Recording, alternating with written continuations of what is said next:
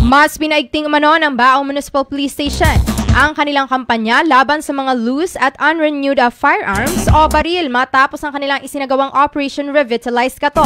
Sa pamamagitan ng inisyatibong ito, isang responsableng may-ari ng baril mula sa Barangay San Isidro, Bao, Camarines Sur ang kusang loob na nagsuko ng kanyang hindi na renew na 45 pistol na walang magazine at bala.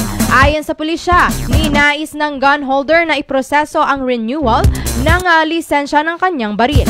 Ang isinukong firearm ay ligtas na nakalagak sa firearms repository ng estasyon para sa tamang pangangalaga.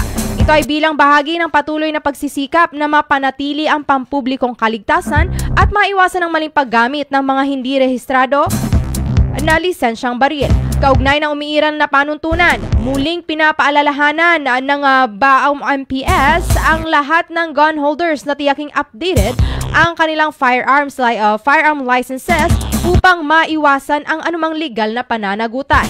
Patuloy ding hinihikayat ang publiko na makipagtulungan sa mga autoridad sa pagpapatupad ng batas para sa kapayapaan at seguridad ng komunidad.